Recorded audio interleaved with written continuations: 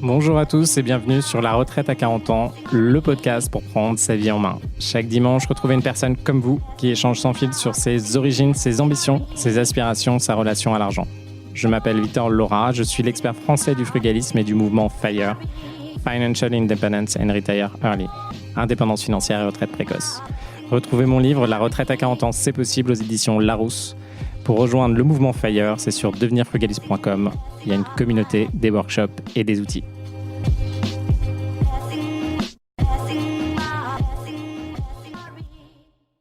Bonjour à tous et bienvenue dans un nouvel épisode de La Retraite à 40 ans. Aujourd'hui, on va parler de l'investissement locatif contre la reprise d'entreprise. Je pense que c'est important d'aborder ça parce que j'accompagne un grand nombre d'entre vous, donc là à peu près entre 100 et 200 personnes, soit sur la reprise d'entreprise, soit sur l'invest locatif. Et j'aimerais vous donner un petit peu mon ressenti aujourd'hui.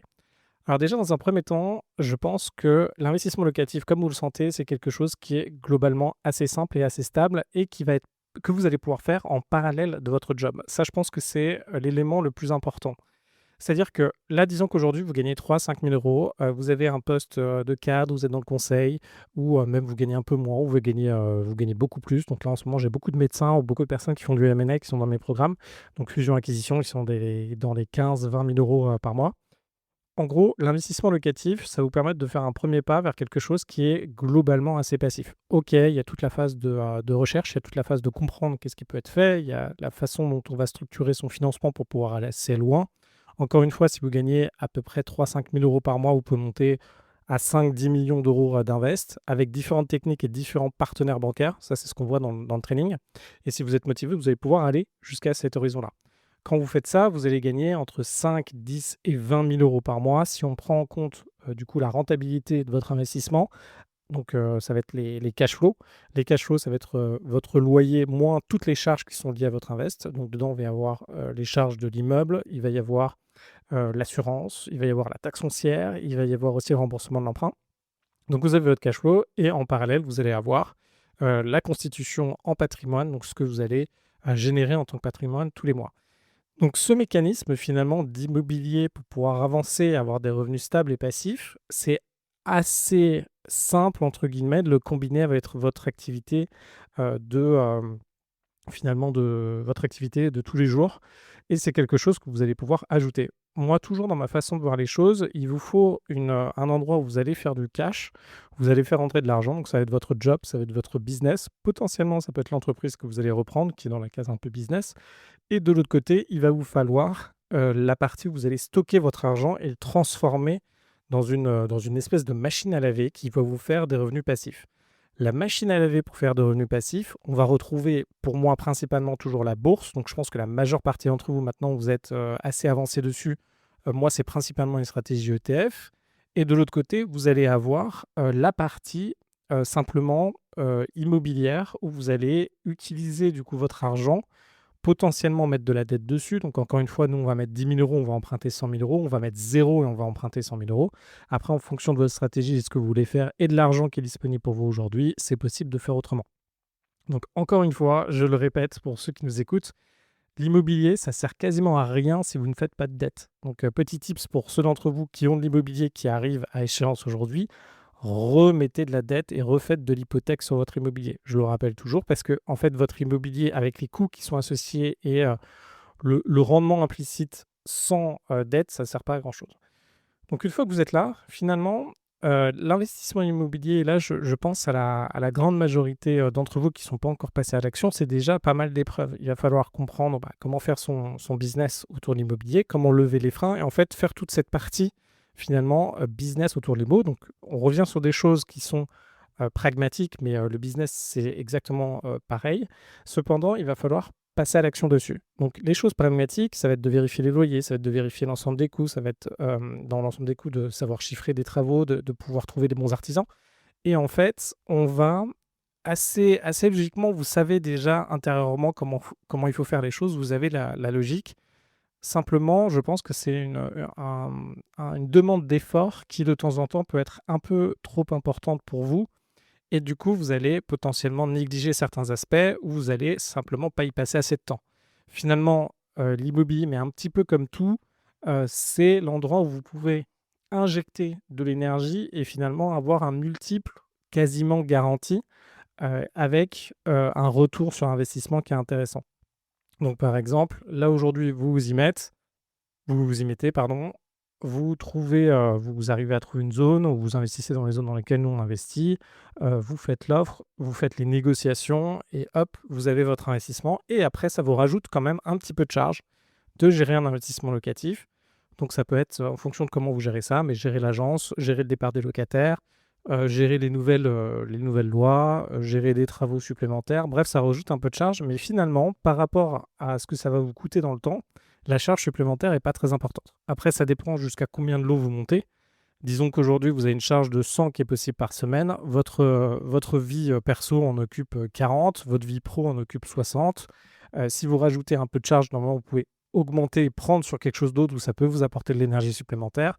Il s'agit de faire des choses qui vous apportent de l'énergie. Donc si vous avez une charge de 100 aujourd'hui par rapport à une motivation que vous avez, d'aujourd'hui où il y aura un quotidien, si, quand vous touchez des loyers, c'est par exemple Romain qui m'a dit ça dans le training, il m'a dit: «Voilà, moi, mes premiers loyers, c'est l'équivalent, c'est aussi bien que de la cocaïne quand on reçoit de l'argent, sans que ce soit notre «travail à nous» entre guillemets qui paye ça».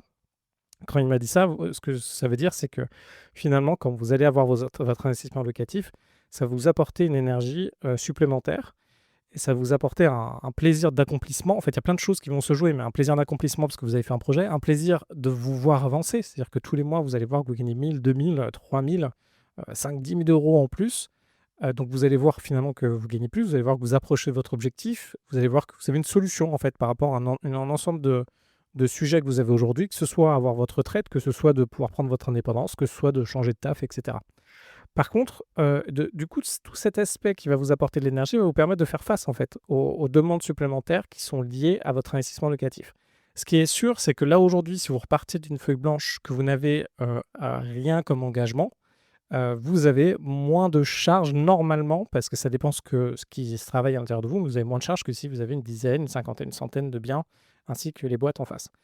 Donc l'investissement locatif, finalement, ça reste quelque chose, d'assez alors moi je dirais d'assez simple. Alors je vous dis ça, mais c'est quand même, il faut quand même beaucoup enfin il faut de l'effort, il faut quand même, s'y mettre, il faut quand même gérer, il faut pas se planter dessus et cetera. Mais ça reste quand même quelque chose d'assez viable, à faire. Maintenant, si on parle du business ou de la reprise, c'est tout un autre état d'esprit. Là, aujourd'hui, il y a alors on a fait l'acquisition de pas mal de sites internet, donc que ce soit des sites internet de contenu avec, de l'affiliation, que ce soit du dropshipping, donc des produits qui sont produits, en Asie ou dans d'autres pays et en fait qui sont directement envoyés. Donc vous avez un site, les personnes achètent sur votre site et achètent des produits directement, je sais pas, de Chine et qui sont envoyés directement chez votre client. Que ce soit du Amazon FBA, donc ça revient quasiment à la même chose, sauf que c'est les entrepôts Amazon qui gèrent, vous avez une boutique Amazon, et après de l'acquisition d'entreprises, plus concrètes, donc organismes de formation, agences marketing et cetera. Ce qu'il faut voir, c'est que cette quête, en fait, la grosse différence pour moi, il y a beaucoup de personnes qui vont réellement, croire dans, l'aspect vraiment passif des sites internet et qui vont se dire: «OK, je vais acheter un site, le site va tourner tout seul et je vais gagner les mêmes revenus, que ce qu'il y avait avant». Alors, je vous le dis directement parce que j'ai l'impression qu'il faut vraiment vous le dire, c'est pas juste en fait, ça ne marche pas. Tous les sites que vous voyez par exemple sur Dotmarket, sur Alvo et cetera, la plupart d'entre eux, ils arrivent à l'étape où ils en sont parce que les personnes qui ont travaillé dessus, se sont réellement donné les moyens, pour que ça fonctionne et aujourd'hui continuent à travailler dessus. Donc un vendeur, un cédant vous dira toujours, un cédant quand il va échanger avec vous ou un broker quand il va échanger avec vous, rappelez-vous, c'est exactement l'équivalent de votre, agent immobilier ou de la personne qui possède, l'appartement. Donc, moi, par exemple, je vais vous dire: «Ah voilà, j'ai fait tant de travaux dans l'appartement, j'ai mis tel parquet, ça vaut tant, regardez, c'est vachement bien, il y a une école à côté» et cetera. Je vais tout faire pour enlever, en fait, vos freins, sur, l'acquisition immobilière. Je tout Mais par contre, je ne vais pas forcément vous dire quelle est la une réalité qui est semblable à la vôtre. Et du coup, quand moi je vois des personnes qui reprennent certains sites e-commerce, alors déjà, je pense que c'est très intéressant pour vous, d'aller dans l'aventure, de tester et d'avancer parce que de toute façon, le business d'un point de vue global, c'est ce qui vous permettra d'aller plus loin et d'emmagasiner un maximum une fois que vous savez comment ça marche. Par contre, n'oubliez pas, en fait, il faut y aller en conscience du travail qui va être nécessaire, non seulement en termes d'acquisition, donc en termes d'acquisition, même si, le processus finalement d'acquisition d'un bien immobilier ou l'acquisition d'une entreprise est quasiment similaire. La seule différence, ça va être que vous pouvez aller très vite sur un site e-commerce et surtout, vous ne voyez pas forcément en fait, la pérennité de ce que vous achetez. Un site e-commerce aujourd'hui ou un site tout court, c'est quelque chose que vous pouvez acheter et vous allez avoir directement le flux et la charge qui va retomber sur vous. Le vendeur va souvent vous dire: «Oui, c'est délégué, ça fonctionne bien, oui, il y a les produits». Mais il faut qu'on revienne à des choses très basiques. Et là, j'ai eu un échange lors d'un coaching où j'ai dû, en fait, remettre, à mon avis, la réalité. Alors que c'est l'église au centre du village. Si vous voulez, là, aujourd'hui, vous avez un site qui marche bien. Par exemple, prenons un site de dropshipping. Votre site de dropshipping, il repose sur plusieurs éléments, mais le premier élément, ça va être l'acquisition. D'ailleurs, toutes vos boîtes reposent sur de l'acquisition et le commercial. D'où viennent les nouveaux clients et qui va closer les nouveaux clients? Donc, d'où viennent les nouveaux clients? C'est votre marketing, à quel point vous êtes capable de proposer le bon produit aux bonnes personnes avec la bonne façon de communiquer, ce qui est très dur. Si demain vous êtes très bon en marketing, vous tuez le marché. Si vous êtes très très bon là-dessus, c'est le nerf de la guerre est là-dedans. Et après, votre faculté à vendre. Donc, votre faculté à vendre, c'est soit vous avez des équipes de vente, soit vous avez un système de vente qui est en place sur votre site qui va permettre, bien optimisé, de réussir à vendre votre produit, quitte à même relancer les clients qui sont déjà venus pour qu'il y ait une acquisition. Ça, c'est le nerf de la guerre de votre produit. Et attention aussi, vous avez un deuxième nerf de la guerre, c'est bien de vendre, mais après, il faut que votre produit fonctionne. Vous avez votre SAV. Donc, est-ce que derrière, une fois qu'une personne a acheté, et surtout dans le dropshipping, il faut faire attention, disons que vous avez un ensemble de produits sur votre site internet.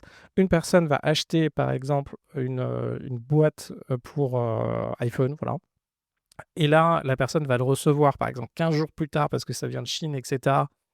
Dans le shipping, c'est un petit peu long. Puis la boîte qui va être reçue chez cette personne, ça va vraiment se ressembler à quelque chose qui arrive de Chine, c'est-à-dire bien pacté dans un truc où c'est écrit en chinois dessus, où on se rend compte que c'est un produit qui est vraiment du drop et la personne se dit: «Zut, j'ai acheté un truc 30 balles alors que ça doit valoir 1 €».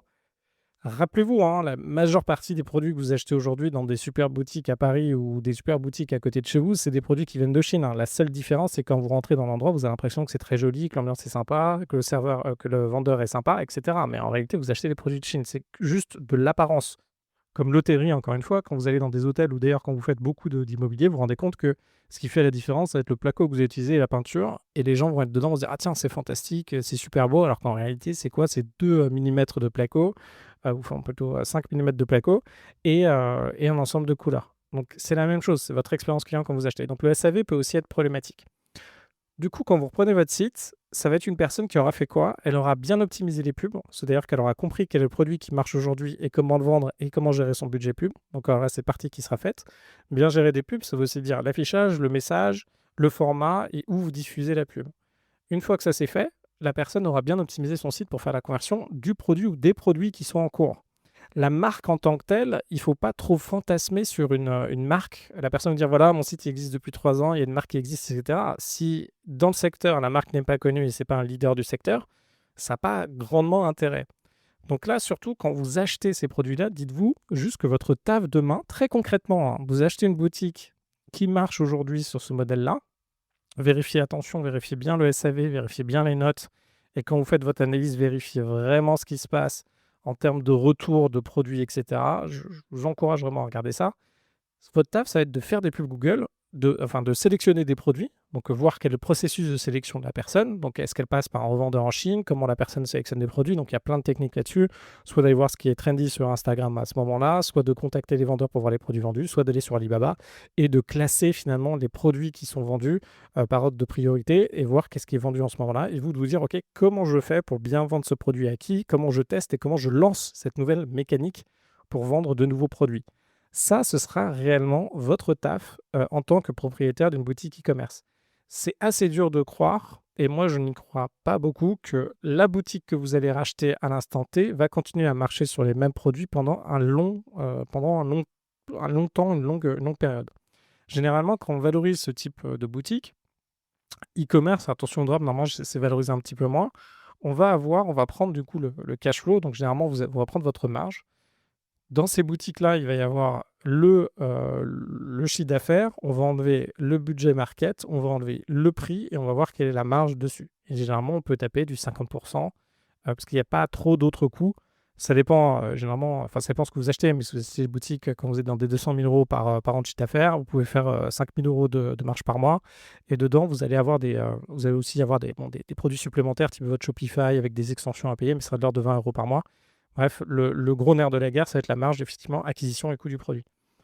Par contre, quand vous regardez ça, ce qu'il faut retenir, c'est être en capacité non seulement, du coup, dans un premier temps, de reprendre cette phase donc, de gestion du site actuel avec la partie acquisition et avec la partie SAV dans un premier temps. Et après, dans un deuxième temps, ça va être d'être en capacité de redévelopper votre gamme produit et de redévelopper ces pubs. Voilà ce que vous allez apprendre quand vous reprenez un site. Si vous reprenez quelque chose d'assez petit, c'est pas ça qui va vous permettre de vivre. Et d'ailleurs, votre cash flow, votre investissement qui serait nécessaire, si vous regardez, on va vous dire, voilà, vous bossez 1 heure par mois sur votre site et ça va vous rapporter 10 fois plus que ce que vous gagnez aujourd'hui. Donc peut-être vous gagnez, je sais pas, 30 € de l'heure, ça va vous gagner 300 € par mois de travailler parce que vous allez gagner 10 fois plus. La réalité, c'est pas exactement ça. Par contre, là où je suis convaincu, c'est que c'est un système. Vous avez besoin de passer par là pour maîtriser tout ce système d'acquisition. Donc, par exemple, si vous reprenez un site, ça vous permet de maîtriser du coup ces pubs, ce qui est essentiel aujourd'hui comme canal d'acquisition, votre marketing produit, ce qui est essentiel. Donc, soit vous de le faire, soit de le déléguer. Attention, quand vous déléguez, ça va prendre la majorité de votre marge et aussi de gérer votre SAV. Donc, ça vous permet d'avoir un asset, mais il va falloir vraiment y prendre du temps et vous allez être lié à un certain nombre de commandes. Alors, généralement, quand vous avez un bien immobilier, on va prendre potentiellement, alors le pire des cas, ça va être le Airbnb, où techniquement, vous pouvez vous retrouver avec une vingtaine, voire 28 clients. En gros, ce qu'il faut retenir quand vous gérez du Airbnb, vous pouvez très rarement atteindre les 100% de taux d'occupation. Pourquoi? Parce que il va falloir vous trouver une conciergerie ou vous-même qui va accepter de faire des remplacements tous les jours. Là, par exemple, je regardais une vidéo d'une personne qui est là-dessus, qui lui montrait un peu comment, donc il a un objectif de faire en sous-location pro, donc il va louer des locaux commerciaux et il va les relouer sur Airbnb. Alors attention, il y a encore des choses qui évoluent d'un point de vue légal là-dessus, il faudrait que je vous dise exactement ce qui se passe. Et en faisant ça, il montrait en fait son calendrier pour maximiser finalement combien il faisait rentrer. Alors je crois qu'il faisait ça soit à Lyon, soit à Bordeaux. Et quand il montrait son agenda, il y avait énormément de locations d'une seule journée. Donc entrée-sortie de personnes qui venaient juste une journée. Donc il arrivait à effectivement avoir des très beaux chiffres, sinon, mais en termes de gestion et en termes de problématiques de gestion, il augmente énormément ça. Ce qui est intéressant, c'est que c'est un peu comparable à votre site e-commerce si vous faites de la vente de produits. Pourquoi? Parce que plus vous allez multiplier les interactions avec des clients et plus vous allez multiplier le nombre de ventes, plus vous allez condenser ça sur un temps court, plus vous allez être confronté à des problématiques qui peuvent être de gestion qui vont vous mettre dans la merde. Donc, grosso modo, si vous faites un remplacement quasiment tous les jours, donc une trentaine de remplacements pour votre Airbnb, le ménage, l'aspirateur, enfin, vous devez tout faire tous les jours. C'est rare en termes d'usage, et là vous le voyez, alors des trucs, je ne sais pas si vous y pensez réellement, quand je vais vous le dire, ça vous semble pas forcément le truc le plus intelligent, mais quand vous passez aspirateur, vous avez des plantes blanches. L'aspirateur va cogner les murs. Quand vous passez aspirateur, vous allez frotter le sol, ça va abîmer. Quand vous allez mettre potentiellement du liquide sur le sol d'ailleurs c'est pour ça qu'il y a des moquettes dans les hôtels, quand vous allez mettre du liquide sur le sol pour faire ça, quand vous allez relustrer, quand vous allez refaire les toilettes, la salle de bain, si vous faites ça tous les jours, alors c'est bien de le faire, assez souvent, mais c'est pas forcément le truc à faire tous les jours, surtout avec les produits et la méthode que vous allez utiliser, qui normalement devrait être fait tous les 3 jours. En fait, il y a une adéquation qui est nécessaire entre un nettoyage, un entretien, on va dire un nettoyage d'entretien, un nettoyage de fond en comble. Et là, vous risquez de faire du nettoyage de fond en comble, ce qui est normal parce que les personnes s'attendent à avoir quelque chose de nickel, mais là, vous allez grandement détériorer tout ce que vous avez comme équipement, etc. Bref, ça va multiplier du coup le nombre d'interactions que vous avez avec vos clients, ça va multiplier le nombre de commandes que vous avez. Et là, en ayant ça, ça va multiplier les problématiques potentielles liées à votre investissement et du coup augmenter la charge mentale. Donc c'est très bien, c'est une phase à faire. Par contre, et ça va vous apprendre beaucoup de choses que vous allez pouvoir réutiliser pour réutiliser dans des modèles plus aboutis. Donc par exemple avec Romain, mon associé, donc on a fait beaucoup de business ensemble, principalement SEO à la base. En fonction des business que vous avez en ligne, et c'est pareil dans l'immobilier, si vous avez tout un parc immobilier de location nue dans des zones Par exemple, ça, c'est des nouveaux types d'investissements qu'on peut faire. Vous n'avez pas forcément beaucoup de rendement, mais vous louez à des familles qui vont rester pendant 7-8 ans de votre bien. Donc, vous avez généralement des biens assez grands qui ne sont pas loués très cher et les familles vont être intéressées là-dessus. Quand vous avez ça, ce qui est intéressant, c'est que vous allez avoir peu de remplacements et finalement un parc immobilier qui va vous demander peu de choses à faire. À l'autre extrême, vous avez le Airbnb dont on parlait. Au milieu, vous avez des colocations qui potentiellement demandent plus de temps parce qu'il y a des changements de locataires qui peuvent avoir lieu. Alors, ça dépend où vous en êtes. Ça peut être tous les ans ou sinon, ça peut être, alors moi, j'en ai qui sont restés 5 ans dans les mêmes colocs, mais ça dépend de la zone, etc. Donc, en fonction de ce que vous avez, ça va augmenter votre charge. C'est pareil dans le business en ligne. Si vous faites du dropshipping, si vous faites de la vente de produits et qu'il y a ce besoin de faire, si vous regardez concrètement, vous vendez un produit à, on va le faire tout de suite, mais vous vendez un produit à 30 euros, on va dire, 50 euros, vous en vendez pour 200 000, donc 50 fois 2, ça fait 100, fois 10, ça fait 1000, et ça vous fait 200. Vous vous rendez compte un peu du nombre de produits qu'il faut vendre simplement pour arriver à ce qui est nécessaire. Ça va tout de suite arriver à 20, 30 commandes par jour. Donc là, si on le refait, donc si vous avez 200 000, si vous avez 200 000 de vente de produits, que vous avez un produit qui est plutôt allé à 30 euros, ça va vous faire 6600 produits. Vous divisez par 365, ça vous fait 18 produits par jour. Donc vous vendez 18 produits par jour, 18 commandes par jour, ou potentiellement pour avoir une problématique de retour, une problématique d'adresse, une problématique de commande, une problématique de livraison.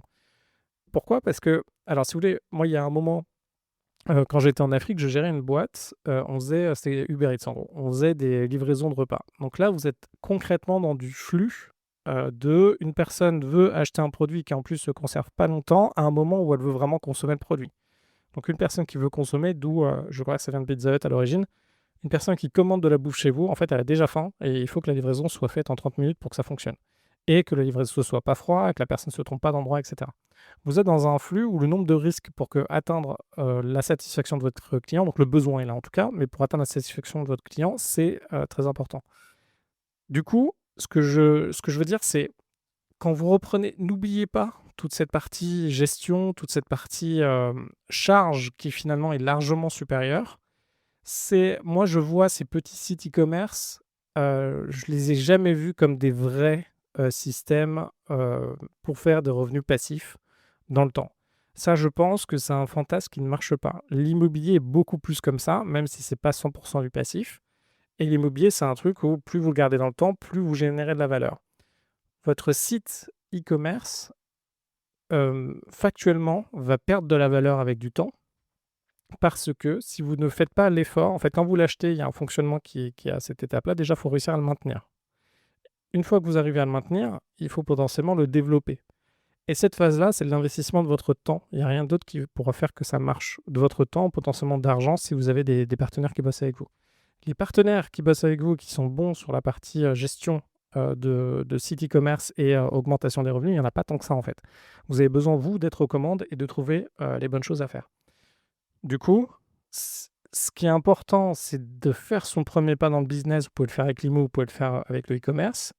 Le e-commerce ou ce système d'acquisition, c'est bien, ça vous permet de comprendre comment marche une boîte. Et après, une fois que vous avez votre propre produit qui est bien fait, ça vous permet d'augmenter vite.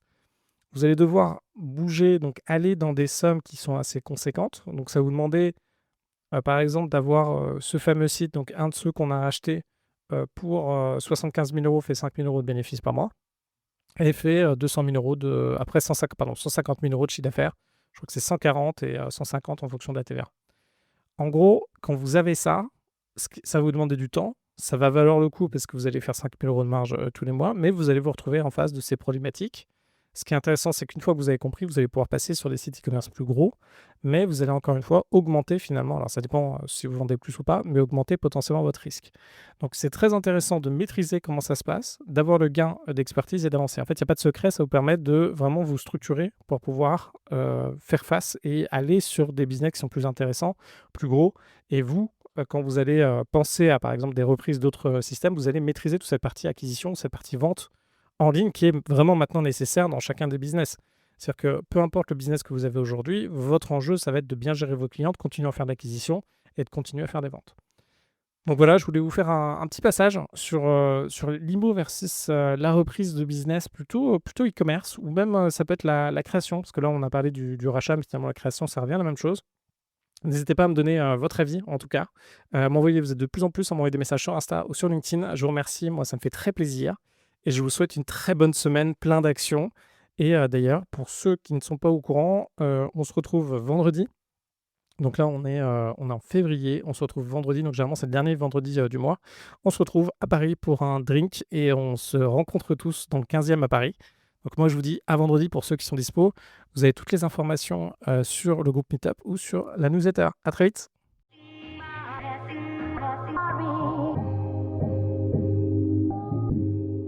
Vous venez d'écouter un épisode de La retraite à 40 ans. N'hésitez pas à en parler autour de vous, à vous abonner, à rajouter 5 étoiles et à mettre un petit commentaire. Ça nous aide vraiment beaucoup.